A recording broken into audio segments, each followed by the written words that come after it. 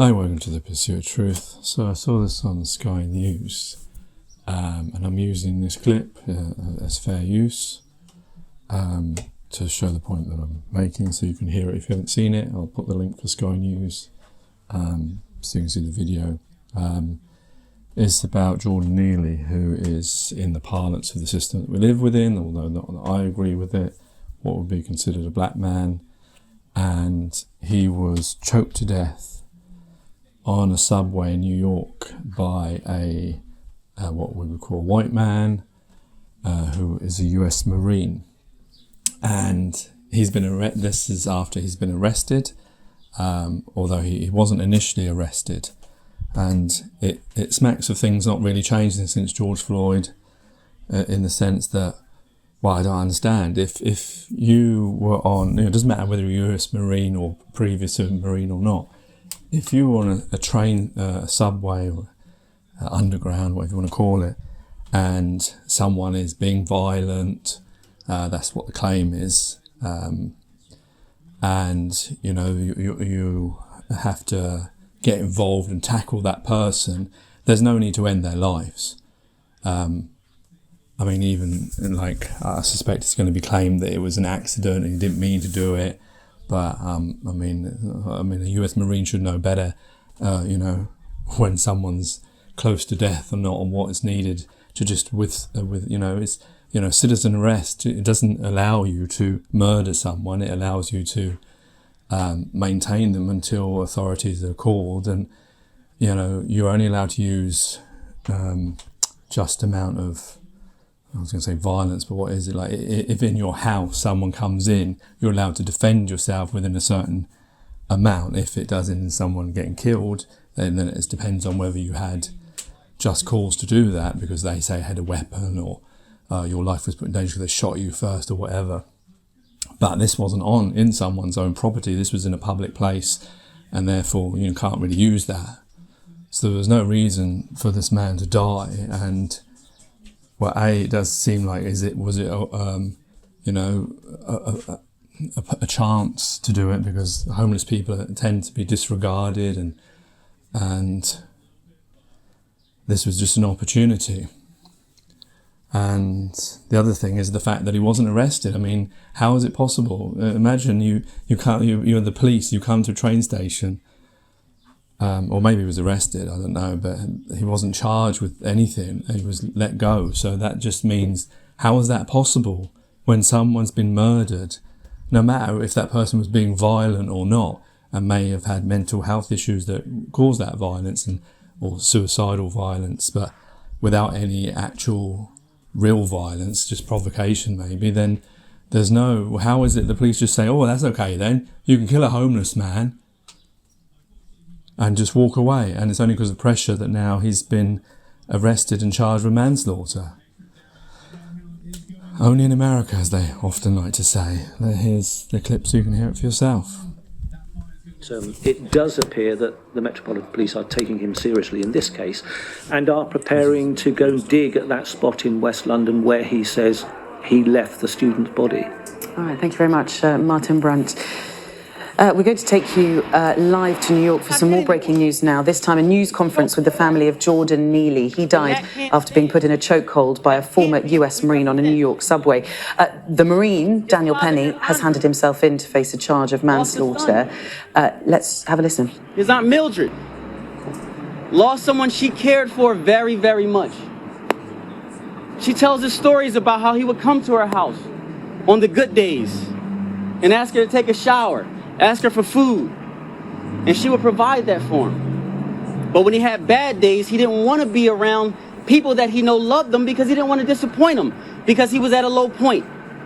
He didn't want to be judged and lose maybe the love that he had, even though they would have never lost that love. This is really what we're dealing with. We have to care about people. We're all human beings that's trying the best we can in this life, and we need each other. No one on that train asked Jordan, what's wrong? How can I help you? He was choked to death instead. So for everybody saying I've been on the train and I've been afraid before, and I can't tell you what I would have done in that situation. I'm going to tell you. Ask how you can help. Please. Don't attack. Don't choke. Don't kill. Don't take someone's life.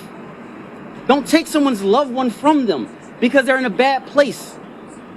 No one on that train said, you started out by saying, I'm hungry. I need food. I'm done with it. I don't know where to get food. I don't care if I die. I don't care if I go to jail. I'm just done. No one said, here you are, sir. Let me meet your need or help you in a situation or give a word of encouragement. That's not what happened on that train. So should Daniel Penny be charged with manslaughter? Absolutely. Because he acted with indifference. He didn't care about Jordan. He cared about himself. And we can't let that stand. That's not who we are. That's not who we want to be.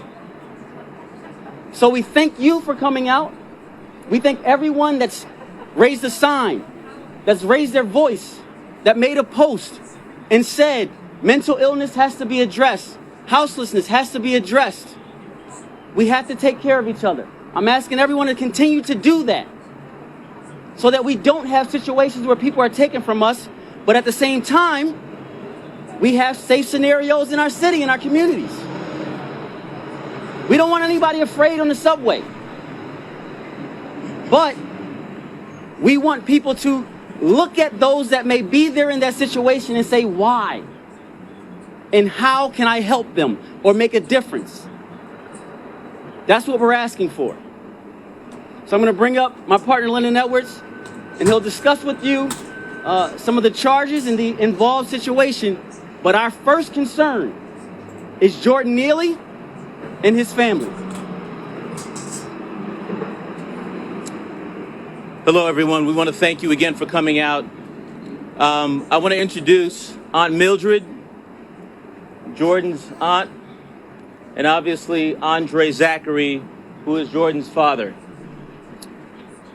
They didn't lose a son or a nephew. Jordan was taken from them.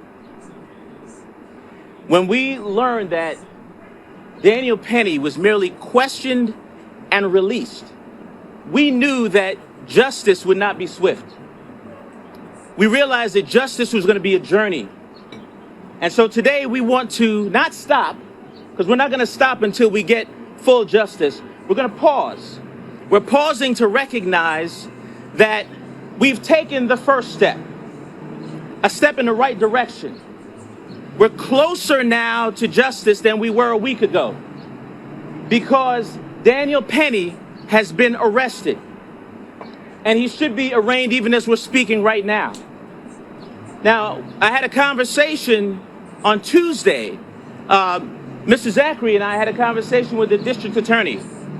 And at that time, they called to offer their condolences. We said, thank you for your condolences, but we want an arrest. When is the arrest going to happen? They told us they had no timeline for an arrest. They were still gathering evidence. They were still working on it. And we told them that there is enough evidence already for an arrest. There is enough information already for the process of justice to begin. Time is ticking. And this is not right. Mr. Zachary got on the phone and he told the DA, he said, this is not right. And so they told us that maybe in June, there would be an arraignment, maybe. And we said, no, it's got to happen now. Our city needs it to happen now. The family needs it to happen now. And so we were overjoyed to learn that yesterday we were informed that the arrest would happen today. And I say, keep going. Keep going. Now, I want to address something that we heard that Daniel Penny is saying. He is saying that he saw Jordan ball up his fist. And I just want to mention to you this. On May 1st, I'm sure the police questioned him. I'm sure that everybody read the statement that he and his attorneys put out. Was that anywhere in the statement? Was it anywhere?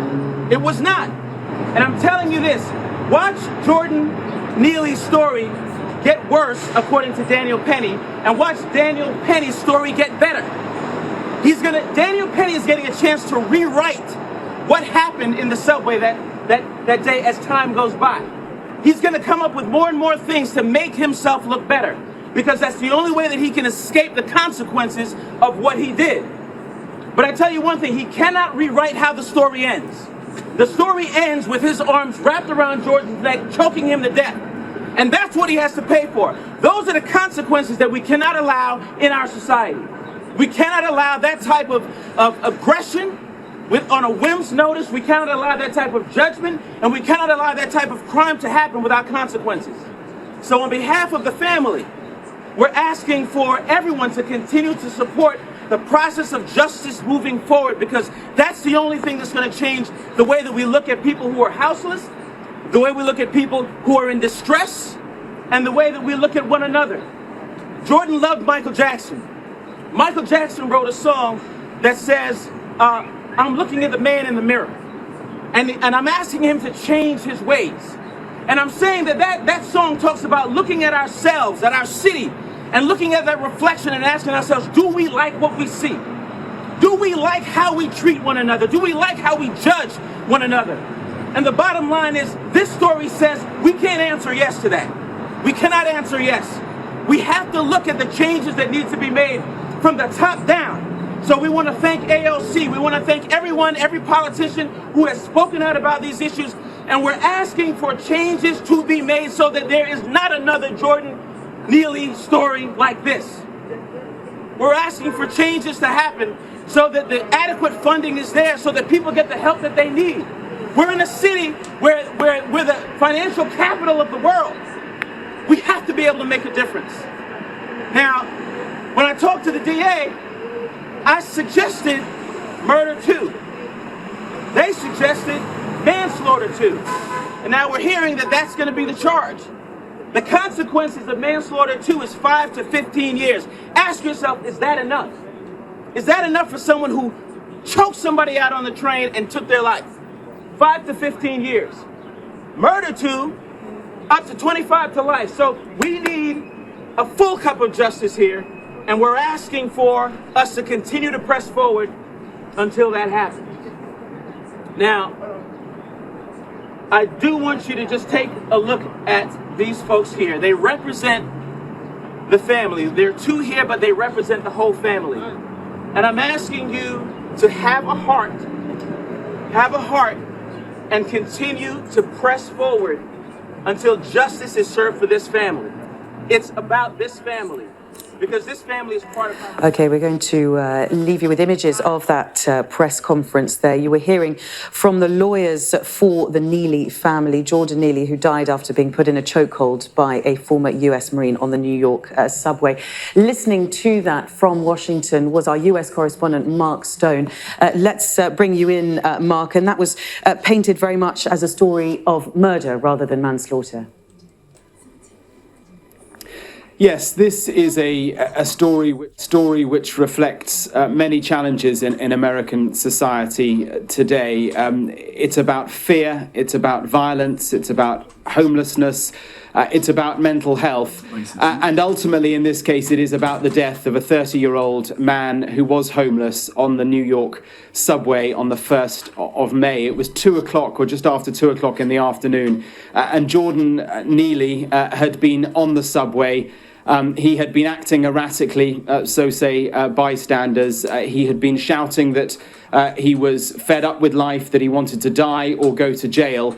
Now, the story of the man who eventually tackled him, which resulted in his death, that man is Daniel Perry. That his story is that Jordan Neely was threatening people, and he was acting in the defense of others when he took Mr. Neely into a chokehold on the ground, held him for over 2 minutes before he went limp. You're looking here at images of Mr. Perry, Daniel Perry, 24 years old, a former US Marine, who this morning surrendered himself to a police station in Manhattan after it emerged that the police would indeed, the authorities would indeed charge him. A lot of the controversy has come because in the period between when Mr. Neely died and now, there was no arrest. He was not arrested. Charges were not pressed. But that has now changed. The district attorney in New York, Alvin Bragg, changed view and decided that, yes, he should be arrested. And right now he is being arraigned. Now, I said that this reflects so many challenges in American society because the man you're looking at there, the man who is now dead, his defense team have painted a picture which I think is reflected for so many people in America. A man who was homeless, a man who was suffering from schizophrenia, a man who lost his mother when he was 14 years old. His mother was murdered by her partner, put in a suitcase and found on a highway. And that was the point at which this man's life began to spiral. And that is the background which ended on that New York subway. Now, the question is whether or not Daniel Perry is guilty of second-degree manslaughter. His defense, through his lawyers, has been that this decorated Marine veteran had stepped in to protect himself and fellow New Yorkers whose well-being was not assured. He risked, I'm quoting here, he risked his own life and safety for the good of his fellow passengers. The unfortunate result was the unintended and unforeseen death of Mr. Neely. We're confident that once all the facts and circumstances surrounding this tragic incident are brought to bear, Mr. Penny will be fully absolved of any wrongdoing. So a tragic story, all as it so often is, caught on camera on the New York subway on the 1st of May, that left this man dead and now another man arraigned on manslaughter charges. And of course, tapping into so many live issues in the US. Mark Stone, thank you so much. Mark Stone there in Washington. Well, I kind of keep going on about it's only US, as if these things don't happen around the world. It's not just in the US that these things happen. But, you know, the problem is like for a soldier, a Marine or whatever, killing people is what their job is, isn't it? We've allowed human beings to be able to kill other human beings. And so he's saying, well, you know, he's just trying to tackle him, you know. But, well, I mean, you could have tackled him. You didn't have to kill him. There was no need to choke him to death. I mean, you can you know, what the police do. Well, depends which police, isn't it? But, you know, you could put him on his back, arms behind his back, hold him there. You didn't need to choke him to death. I mean, didn't have a gun, didn't have a knife, didn't have a bomb. So I don't see that as any kind of defence. But it's interesting, like how, like the lawyer was saying, the story's going to change, and we saw that with George Floyd and things, with, you know, rumours and all sorts. But that's the world that we live in, because unfortunately human beings have the ability to lie and to try and find the truth as someone who hasn't seen it. I mean, obviously, hopefully there's footage. And hopefully that's sound as well, and then we can see exactly what happened, and hoping that the people who witnessed it will tell the truth and they don't have some kind of racist agenda, which is the problem.